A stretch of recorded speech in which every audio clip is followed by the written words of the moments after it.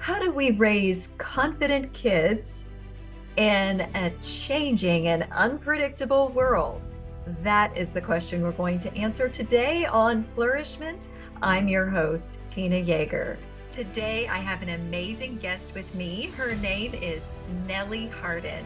She's an author, speaker, and family life and leadership coach who focuses on helping parents love and lead their teens and tweens in a way that teaches them to love and lead themselves while building a strong foundation of worth, esteem, and confidence all before they leave home.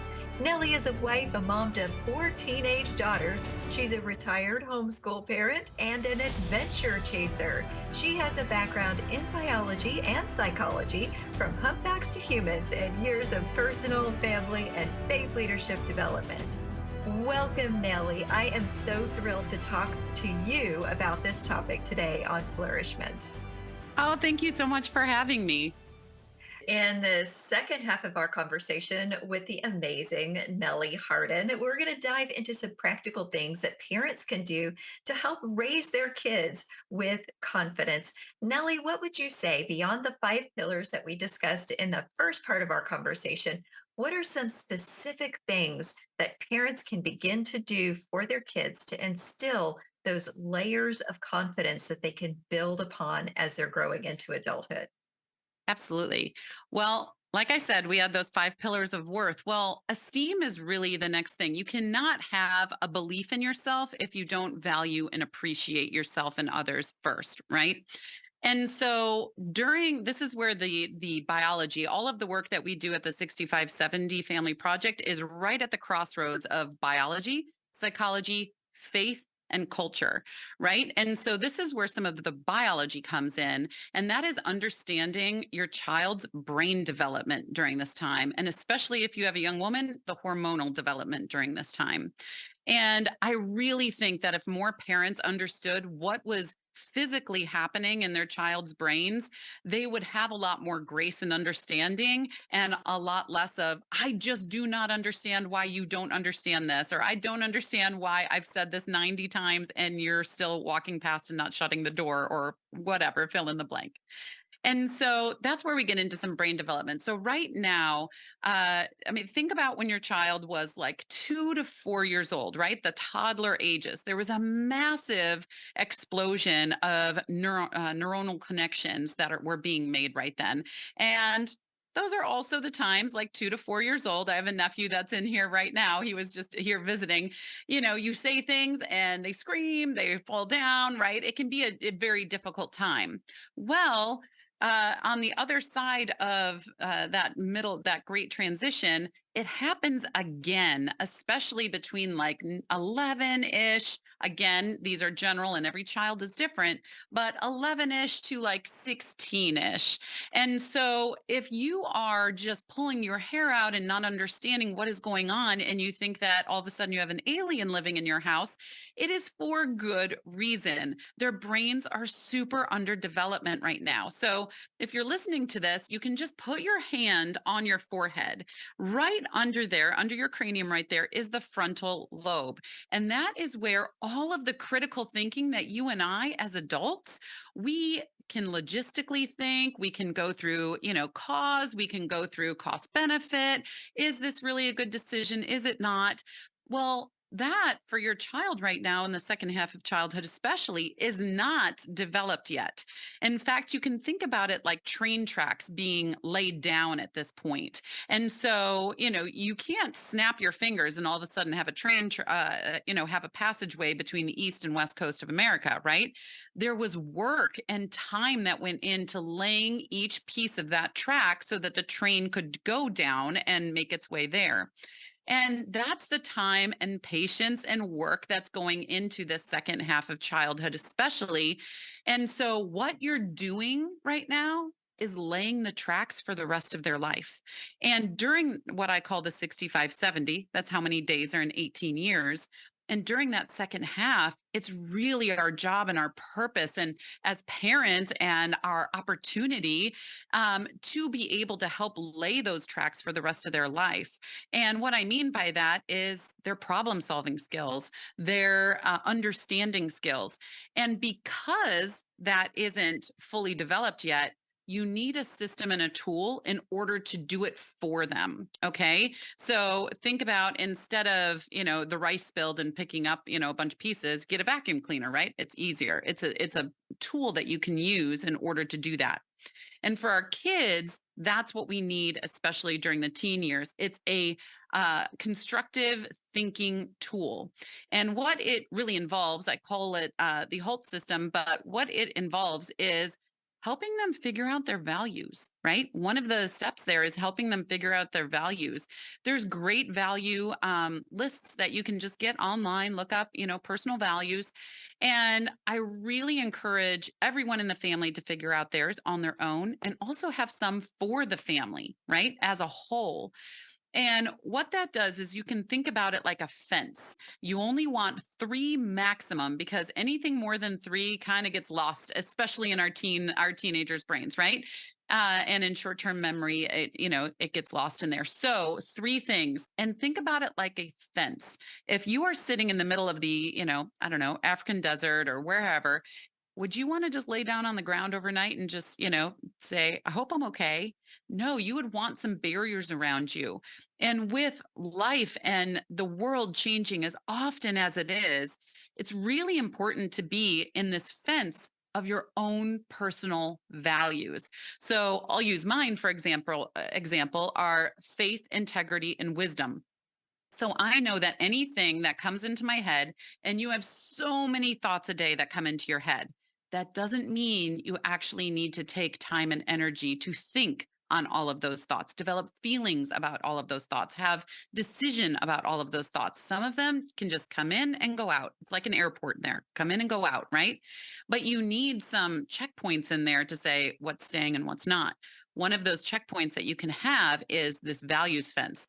Is this in integrity? Is this in wisdom? Is this, following and in line with my faith? No, it goes. Yes. Okay, let's go on. We can make a decision about it and go forward. And every person is going to be very different in what their values are. But as long as they have that values fence protecting their hearts and their minds, it's such a great tool for them to go off into school with, to go off into work, to go off into the world. And that is a really easy practical tip you could do this afternoon after you're done listening to this, or this evening. And by the time they go to bed tonight, they could be more safely protected by their own values than they were earlier today. So, at what age do kids get to autonomously develop their value system? And should we let them know that this can change and evolve as they grow and they mature? 100%. It can change and evolve. Even for you as an adult, it can change and evolve depending on what season of life you're in and what's happening in your life. 100%. So I have been using this since, I think, the youngest child I've ever done this with was 7, right? And even if it isn't their 100% values right then, right? It is a practice that they can get in, and they can say, that 7-year-old I'm talking about, I think it was love, adventure, and oh, I forget the third one, but love and adventure were two of them, right? And so then we get into the practice of them just understanding, okay, that's coming in. Let's see if it checks against your values fence, right? And it can absolutely change. And I recommend that you reassess that at least yearly, but honestly, because kids' lives are changing so fast, 3 times a year. And that is at the beginning of the calendar year, right? It's at the beginning of summer, and it's at the beginning of the next school year. So those are 3 great times of year to really kind of sit down and reevaluate, what are our family values and what's your value? Your values? What's your values, right?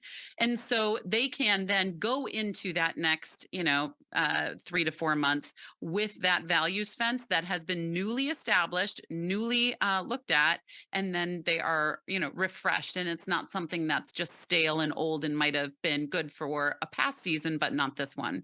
So I really recommend that to be updated at those 3 times: beginning of the school year, beginning of summer, beginning of the calendar year. This is such a great way for kids to take ownership over critical thinking, over trying to make decisions, over being able to resist peer pressure and all sorts of things. But how much do parents partner with their kids in thinking this through and kind of talking about which of these values are going to really protect them and keep them safe, and which ones might still leave them vulnerable to attack from really dangerous ideology? Yeah, absolutely. I really recommend that everything is shared, right? We're vulnerable, we're open. So when we're having these, you can call it a family meeting, a powwow, you can call it a family ice cream night, whatever that is, right? And you have this time, be open and vulnerable as a parent.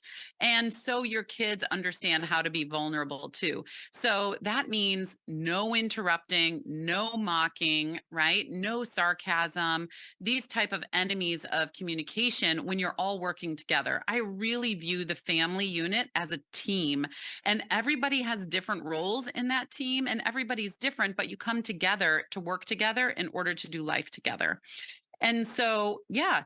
And if one of your sons or daughters brings up that, oh, one of my values is going to be fun.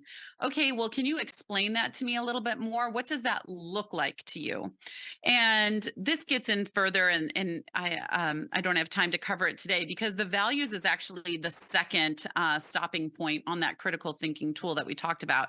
The first stopping point that goes between thought and feeling is actually going to be your outside accountability. And so that can be God, it could be Jesus, it could be someone that's fictional, it could be a parent, a grandparent. It's someone that you look to that is, that right there is going to keep me accountable and going in the right direction. And the third step of that is an identity checkpoint between decisions and actions. So you make sure that you're actually going in the direction of the person that you want to become.